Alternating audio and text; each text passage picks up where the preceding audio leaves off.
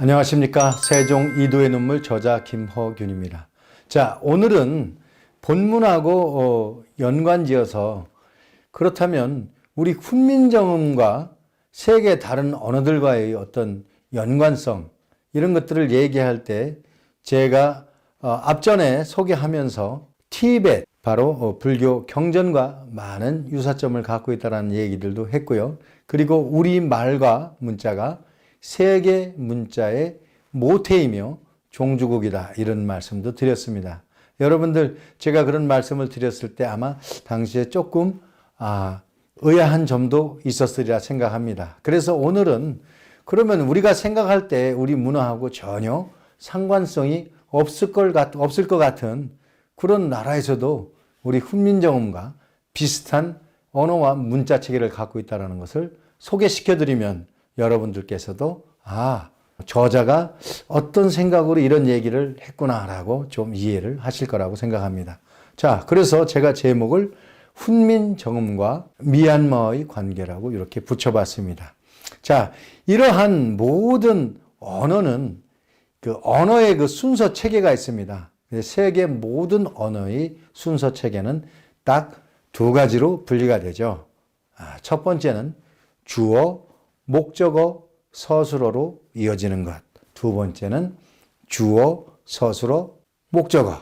이렇게 두 가지로 나뉘어야 됩니다. 자, 그러면 주어, 목적어, 서술어로 쓰여지는 우리말과 같은 예는 예를 들어서 나는 학교에 간다. 우리는 이렇게 표현을 하죠. 그런데 예를 들면 영어나 중국어에서는 나는 간다 학교에 이와 같이 표현되는 것을 전체를 구분하여서 이렇게 분류된다라고 할 수가 있습니다. 자, 그렇다면 세계의 모든 문자 체계는 어떻게 되어 있을까요? 마찬가지로 크게 두 가지로 나눌 수가 있습니다. 첫째, 표의 문자. 표의 문자는 뜻 글자를 의미하는 거죠. 한자라든지 이러한 문자들이 되겠고요. 표음 문자, 소리 글자. 이것이 바로 표음 문자인데요.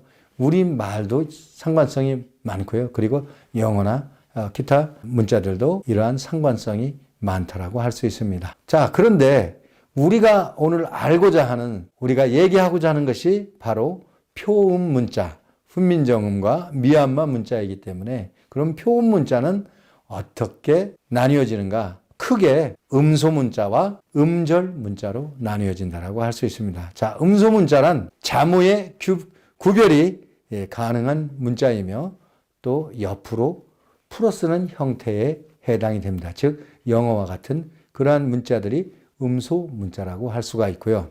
음절 문자란 글자 하나가 소리 하나가 되는 그런 형태입니다. 즉 자모의 구별이 불가능한 일본어와 같은 형태입니다. 즉 히라카나 문자가 바로 음절 문자에 해당한다라고 여러분들 기회 있게 배우셨을 겁니다. 그러면 이렇게 음절이라든지 그 나뉘어지는 예를 들어보면 음절은 한 번에 낼 수 있는 말의 마디라고 정의하기 때문에 예를 들자면 강하면 그 한 음절 갖고 하나의 뜻이 되죠. 그래서 하나의 음이 한 말이 되는 형태이고요. 두 음절로 나눌 경우에는 예를 들면 나무와 같이 나와 무가 합쳐져서 두 음절로 되는 그런 단위를 음절이라고 합니다. 자, 그렇다면 우리 훈민정음은 어떤 문자에 속할까요? 우리 훈민정음의 특성은 역시 음소 문자이면서도 음절 문자이기도 한 그러한 특성을 갖고 있습니다. 예를 들면 우리가 강 이렇게 하면 기역 플러스 플러스 이음 이렇게 해서 강이라고 불려집니다. 그러면 우리는 음절과 음소가 중복이 되어 있죠. 그래서 우리는 훈민정음은 음소 문자와 음절 문자가 두 개가 합쳐져 있는 그러한 글자라고 할 수가 있습니다. 자, 그런데 이러한 문자의 체계를 비슷하게 갖고 있는 문자가 있습니다. 미얀마어도 우리가 갖고 있는 어순과 마찬가지로 주어 플러스 목적어 플러스 서술어로 현재 우리와 같은 체계를 갖고 있습니다. 즉 미얀마도 나는 사과를 먹는다. 옛 미얀마는 이제 전에는 버마라고도 했죠. 그래서 우리와 같은 체계를 갖고 있습니다. 그런데 미얀마하고 인접해 있는 동남아의 영어, 중국어 등은 체계가 앞에서 설명한 것처럼 주어, 서술어, 목적어로 되기 때문에 나는 먹는다 사과를 이와 같이 하고 있습니다. 마찬가지입니다. 현재 동남아의 체계가 다 이렇습니다. 그런데 왜 미얀마어만 이렇게 동남아와 대별되게 차이가 있을까요? 그 원인은 첫째, 동남아와 다른 체계를 가졌던 미얀마의 이유는 지리적으로 언어와 문자가 인도 쪽에 인접해 있기 때문입니다. 즉 인도 쪽에 가깝기 때문에 티베트, 인도, 유럽어의 영향을 받는다라고 할 수 있습니다. 그리고 특히 인도의 북부 지역이나 인도의 동북부 지역, 또 인도의 동북부 지역에서는 우리가 흔히 우리말하고 너무 많이 닮아 있는 문자가 언어가 있다. 이런 얘기들 많이 들어보셨죠? 맞습니다. 그쪽의 언어 체계는 티베트, 천산산맥으로 해서 티베트로 이어지는 언어 체계가 같다라고 할 수가 있습니다. 그 다음으로 미얀마가 우리 언어 체계와 비슷하게 되어진 이유 중에 하나는 종교의 경전과 문자 체계의 상관성입니다. 자, 티베트 불교 경전의 영향을 받은 미얀마는 전체적으로 종교 분포도를 보면요, 95% 이상이 불교이고요. 그리고 나머지 종교가 나뉘어서 분포되어 있습니다. 즉 미얀마는 거의 불교 국가이고 불교 경전 체계의 문자와 언어로 이루어졌다는 것이죠. 그런데 미얀마는 과거 식민지 국가였습니다. 특히 영어의 지배를 많이 받는 그런 식민지 국가였습니다. 그러나 그들은 끝까지 그런 환경 속에서도 자기의 말과 문자를 잃지 않은 훌륭한 민족이기도 합니다. 그래서 제가 미얀마하고 한번 비교를 해봤던 거고요. 자, 그러면 훈민정음과 미얀마어 실담어 문자 체계가 유사성을 갖고 있다는 것을 제가 우리 훈민정음과 같다라고 하는 것을 여러분께 증명해 보이도록 하겠습니다. 자, 미얀마어 즉 버머 문자는 그들이 아카야라고 명명했습니다. 자, 아카야의 그 언어는 중국 티베트어 버마어군, 현재의 미얀마 이렇게 같은 체계입니다. 그 문자로는 미얀마 문자인데 미얀마 문자는 지금 현재 학설로는 인도 문자에서 유래되었다 이렇게 얘기를 합니다. 특히 인도 지역에서도 예를 들면 인도 유로피언 문자, 즉 인도 유로피언 문자는 제가 전에 한번 잠깐 설명한 적이 있었죠. 영국의 윌리엄 병이 옥스퍼드 대학에서 산스크리트 잉글리시 딕셔너리를 저술하실 때 그때 기준이 되었던 언어와 문자가 바로 인도 유로피언 문자이고요. 이 인도 유로피언 문자는 마찬가지로 로마, 그리스, 영국, 프랑스 이와 같이 언어가 전달이 되고 그 체계가 오늘날의 영어가 거기에서 나왔다라고 설명드린 적이 있습니다. 그리고 미얀마 문자는 실담어 문자 체계를 갖고 있습니다. 특히 데바나가리어 문자가 지금 현재 인도의 표준 문자로 쓰이고 있죠.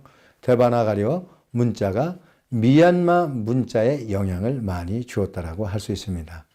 즉 이러한 내용들을 종합해 봤을 때 그 세부적인 문자의 그 체계는 인도 문자는 첫째 꼬다어 문자와 둘째 가다버 문자, 셋째 팔라워 문자가 합쳐진 겁니다. 이러한 세 가지의 문자 체계를 모방하여 결국 아카야 문자가 탄생한 것입니다.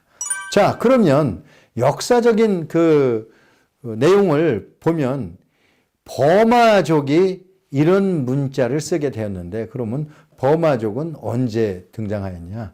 약 11세기에 등장한 그러한 민족이라고 할 수 있습니다. 자, 이러한 버마어가 쓰였던 그 문자들은 첫째 빨려, 뿌어, 문어 등입니다. 언어는 이러한 언어로 이루어졌습니다. 즉 뾰어 문자와 가다바 문자, 이러한 유래되는 4세기경 6세기까지 이런 문자들이 공통으로 사용이 되다가 나중에는 이제 아카야 문자로 11세기 이후에 사용이 되었다라고 하는데, 자, 그런데 실제로는 최근에 와서 학자들은 이 아카야 문자도 적어도 4세기에서 5세기에 생겨나지 않았을까 하는 그러한 이론들을 내놓기도 시작하였습니다. 즉 오래전부터 아카야 문자와 언어가 사용되었다라는 얘기죠. 자, 그러면 이 아카야 문자가 어떻게 그 문자로서 알려지게 되었느냐? 우리가 흔히 어떤 문자의 체계를 연구할 때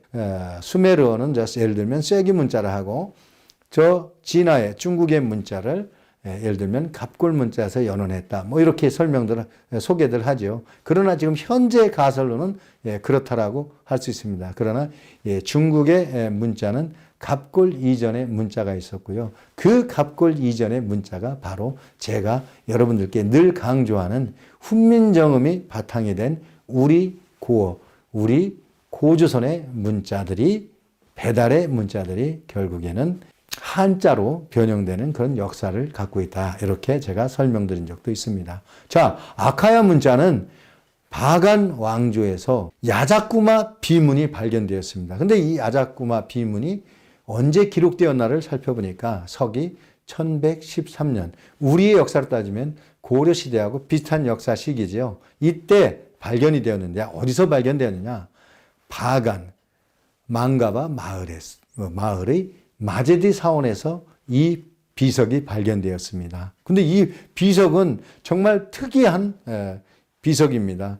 자기들이 그동안에 사용했던 모든 문자들을 비석의 내면에 다 새겨 놓았습니다. 사면에 빨리, 뾰, 문, 버머로 새겨져 있습니다. 이렇다 보니까 야자꾸마 비문은 결국에는 그 문자의 역사를 비석 하나에서도 얼마든지 찾아낼 수 있는, 그 문자의 흐름 체계를 찾아낼 수 있는 아주 사전과도 같은 그런 유물이 되었던 겁니다. 그래서 2015년에 세계문화유산으로 등록이 된 바 있습니다. 자, 그렇다면 제가 앞에서도 이 아카야 문자가 꼬다어 문자, 가다바어 문자, 빨라어 문자, 이렇게 이 문자들이 합해졌다고 했는데, 요 세 개의 문자가 뾰종 문자와 몬종 문자로 이렇게 발전을 해 나갔다는 것입니다. 결국에는 뾰종 문자, 몬종 문자가 버머, 미얀마 문자가 됐던 것이고, 소개된 대로 이것이 11세기 초다, 이렇게 설명을 했던 것입니다. 근데 여기서 잠깐 이제 예를 들면 훈민정음이 1446년 15세기에 반포가 되었지 않습니까? 그런데 그냥 이거 시기만 봐서는 그런 별 의미는 찾을 수는 없지만, 아카야 문자는 1113년 12세기에 만들어진 문자입니다. 그렇다고 해서 아카야 문자가 예를 들면 훈민정음 문자보다 먼저 만들어진 문자이냐?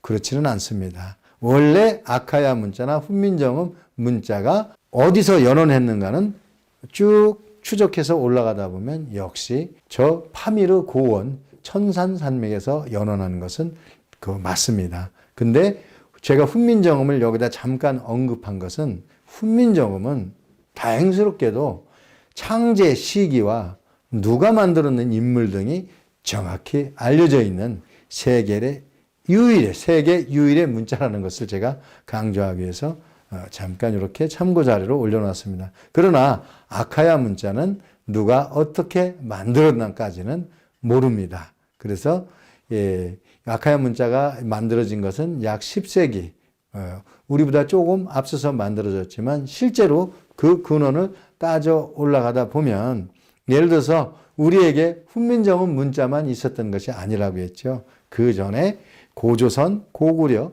발해에도 문자가 있었다고 하죠. 그러면 그 시기하고 견주어 봤을 때는 우리 고대 문자가 아카야 문자보다 훨씬 먼저 만들어진 것이 사실입니다. 그러나 우리 문자의 체계를 아카야 문자에서 많이 활용을 된 것만큼도 또 사실입니다. 왜냐하면 우리의 조상들이 바로 저 티베트 천산산맥 요 일대에서 우리의 문화를 이루고 살았기 때문이라는 것을 제가 강조하기 위해서 요 자료들을 한번 올려봤습니다. 자, 다음 장 보시면 그러면 문자의 전파가 어떻게 되었느냐?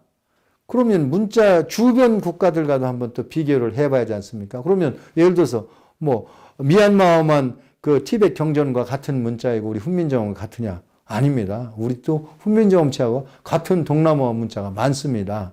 예를 들면 인도의 데바나가리 문자는 제가 앞서서 버머와 훈민정음의 상관성에서 설명을 다 드렸지 않습니까? 그런데 이 데바나가리 문자의 체계를 잘 또 볼 수 있는 게 태국 문자입니다. 그리고 캄보디아의 크메르 문자, 그리고 스리랑카의 싱할리 문자 등도 바로 우리 훈민정음과 비슷한 체계로 구성된다는 것입니다. 그래서 사실 미얀마 사람들은 우리 훈민정음과 우리 한글을 배우는 속도가 매우 빠릅니다. 그리고 나머지 동남아 국가에서도 특히 미얀마하고 인접해 있는 캄보디아 사람들도요, 우리 한글을 정말 빨리 익힙니다. 그래서 저는 뭐 가능하다면 태국이나 캄보디아, 미얀마, 스리랑카 이러한 사람들도 우리 한글 체계로 전부 만들어서 통합해서 쓰는 문자로 하면 좋지 않을까 이런 생각을 개인적으로 해보기도 합니다. 자, 그러면 훈민정음과 미얀마의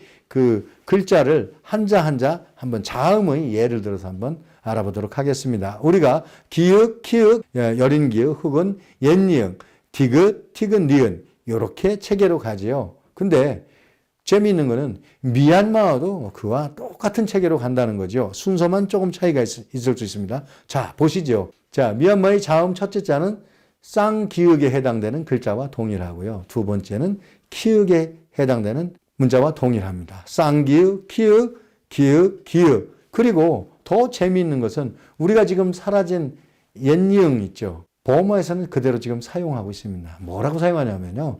응아 이렇게 발음을 합니다.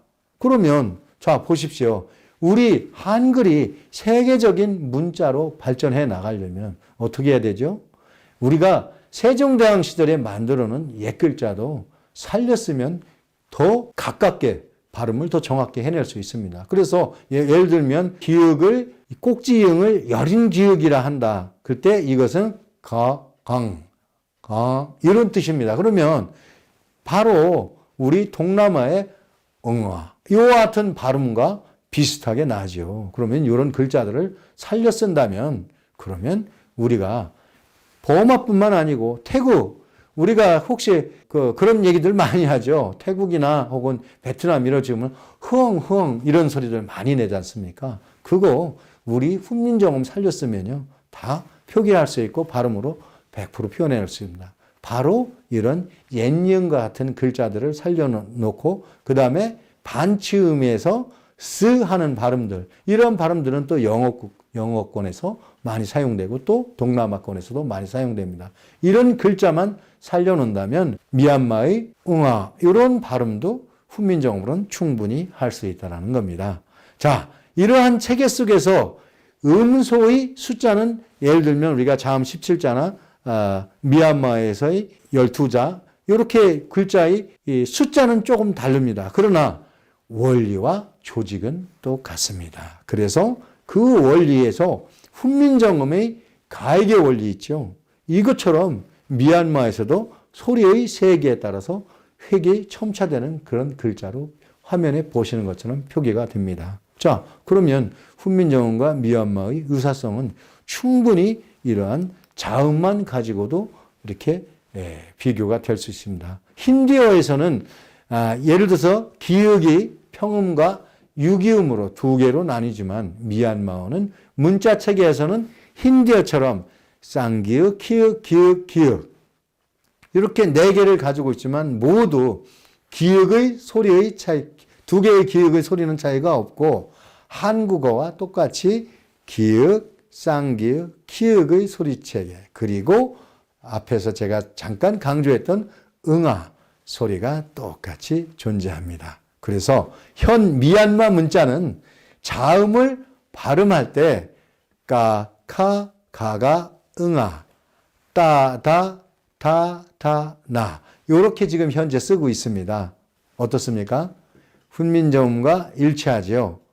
자, 그러면 이렇게 훈민정음과 일치하는 글자를 또 세부적으로 한번 이렇게 표현을 해보면 근데 훈민정음의 우리 그 현재 글자는 사실 좀 네모난 글자였었죠. 근데 실제로 미얀마에서 최초기에 예를 들면 아까 4, 5세기에 시작될 수 있다라고 하지 않습니까?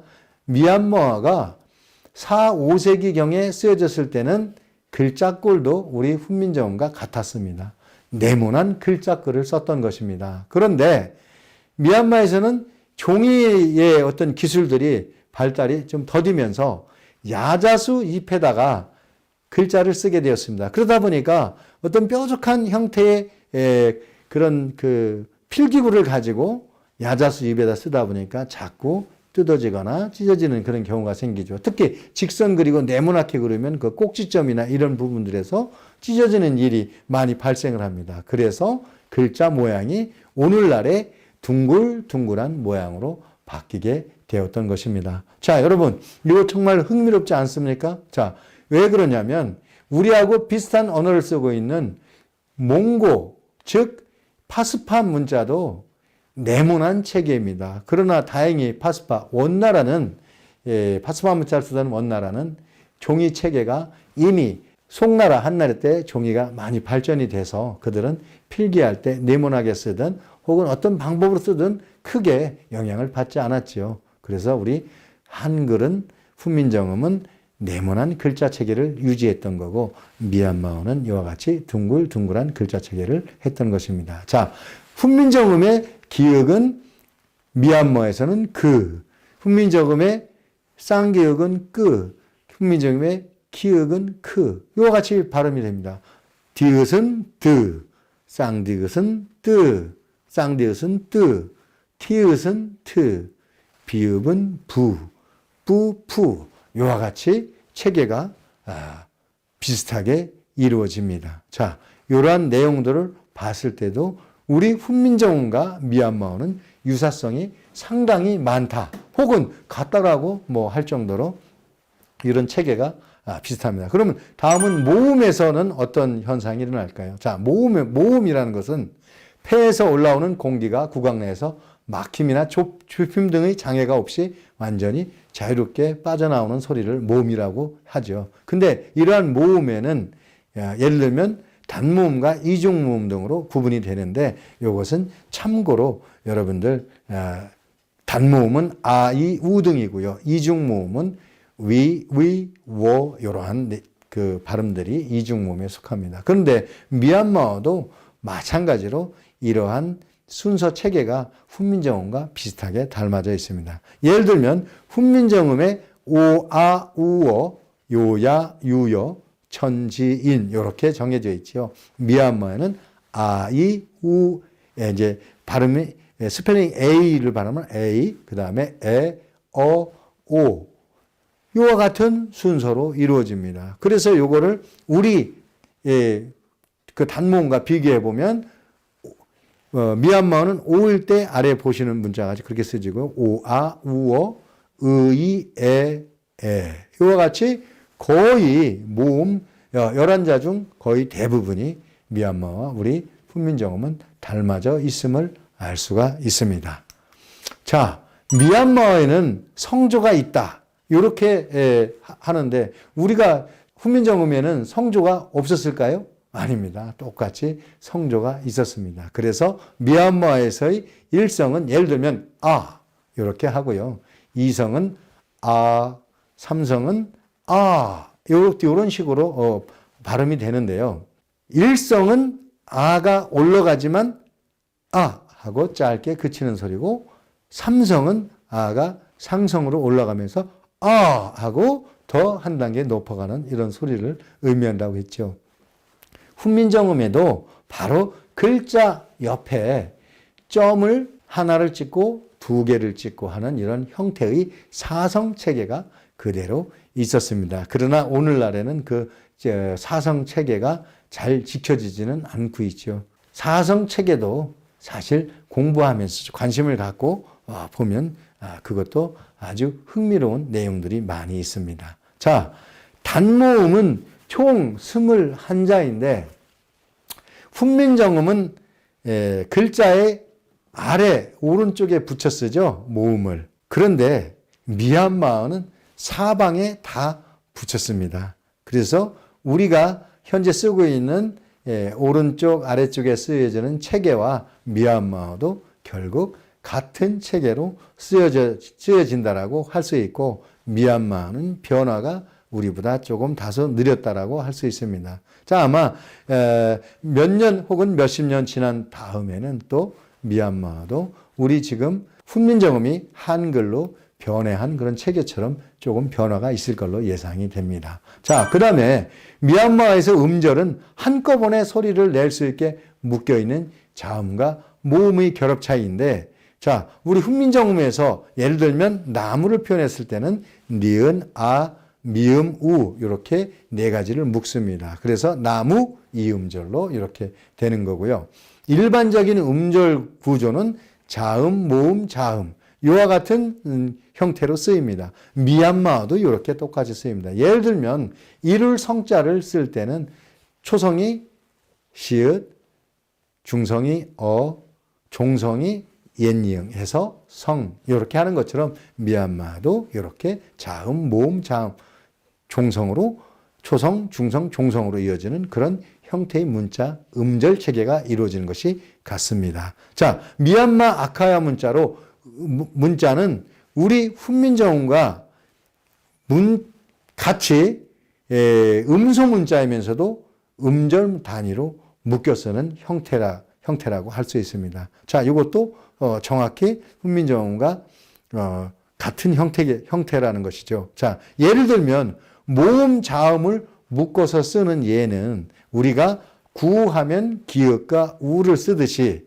미얀마에서는 구 발음이 나는 형체의 글자가 위에 쓰여지고 아래에 우 발음이 나는 형체의 글자가 쓰여집니다. 그리고 꾸, 쿠, 고, 꼬, 코 이와 같이처럼 그 가성의 원리나 아니면 소리의 쓰여짐에 따라서 바뀌는 글자 체계가 우리 한글하고 즉 훈민정음과 같다라고 볼 수 있습니다. 자, 이렇게 해서 한국어와 미얀마의 그 유사성들을 제가 쭉 한번 나열을 해 봤는데 여러분들 어떠십니까? 미얀마하고 훈민정음하고 어때요? 여러 면에서 같죠. 즉 우리 언어와 문자의 뿌리 체계가 저 오랜 전에 우리 조상들 때에는 같았다라고 볼 수 있습니다. 더군다나 특이한 것은 미얀마의 어떤 물론 지배계층이지만 귀족들의 어떤 외형적인 모습을 보면 저희들하고 많이 닮아 있음도 알 수 있습니다. 즉 뿌리가 같았다라는 거지요. 그래서 미얀마어도 결국 인도 유로피언의 영향을 받았다는 제가 공통점을 찾아냈고 그리고 영어, 그 다음에 그리스 로마어, 프랑스어, 독일어도 전부 인도 유로피언에서 왔다라고 했습니다. 자, 이러니 제가 모든 언어 문자들이 우리 조상들이 그런 언어 문자 체계에서 왔다라고 제가 주장을 하는 것입니다. 여러분들도 동감을 하리라고 믿습니다. 자, 결론적으로 한국어와 미얀마, 즉 훈민정음과 아카야의 뿌리가 실담어에 있다라고 할 수 있습니다. 범어의 뿌리는 우리말이며 인도 유로피언어가 결국 로마, 그리스어, 프랑스, 독일어, 영어의 모태가 되었던 것을 다시 한번 강조하면서 우리말이 세계 모든 언어의 모태이며 종주국이라 하는 것을 여러분들 자랑스럽게 생각하시면 되겠습니다. 결국 이러한 내용들을 도출해 낼 수 있었던 것은 바로 우리의 세종대왕께서 훈민정음과 동국정운을 집필하셨기 때문이었던 것입니다. 즉 훈민정음과 동국정운은 모든 언어 문자 체계들을 전부 규합하고 그리고 우리가 옛 조상들부터 써왔던 모든 문자와 언어 체계를 그대로 담아있는 그러한 훌륭한 글자라고 할 수가 있는 것입니다. 자, 지금까지 여러분들께 미얀마어를 중심으로 해서 훈민정음의 닮은 점을 쭉 설명을 드렸는데요. 자, 어떻습니까? 제가 여러분들께 말씀드리는 것처럼 그 유사성은 거의 같다라고 할 수 있는 것입니다. 즉 훈민정음, 미얀마어는 형제 언어이다. 뿌리가 같다라고 결론을 할 수가 있습니다. 자, 여러분 제가 세종 이도의 눈물을 집필을 하면서 정말 많은 것들을 느끼고 놀랍게 생각을 했습니다. 당시에 세종께서는 세계 모든 언어들의 우문 체계를 다 연구하셨다는 말이 이렇게 증명이 되어지고 있는 겁니다. 미얀마 그리고 바로 인접해 있는 캄보디아, 태국, 또 인도의 동북부 지역, 인도의 북부 지역, 이러한 사람들은 지금도 우리와 같은 언어 체계와 문자 체계를 가지고 있다는 것을 여러분 아시고, 그래서 앞으로 세계 글로벌 국가로서의 우리의 위상과 문자가 세계의 문화를 이끌어가는 그러한 선도적인 역할을 한다라고 할 수 있습니다. 우리가 이렇게 해나갈 때 지금 현재는 지금 우리보다 경제적으로 조금 다소 낮은 위치에 있는 국가라도 후에는 우리와 함께 발맞춰 갈 수 있고 또한 우리와 같은 문화를 공유하면서 사실 저는 우리 대한민국이 앞으로 가장 주목해야 될 나라가 저는 미얀마 그리고 캄보디아 이러한 국가라고 생각을 합니다. 여러분들 아마 저 같은 생각을 하시는 분들도 계실 것으로 생각을 합니다. 그래서 제가 미얀마하고 한 발 더 한층 더 가까워지기 위한 방안으로 훈민정음과 비교하는 그런 시간을 가져보았습니다. 여러분도 유익한 시간이 되었으리라고 믿고 오늘 강의는 여기서 마치도록 하겠습니다. 지금까지 세종 이도의 눈물 저자 김허균이었습니다. 감사합니다.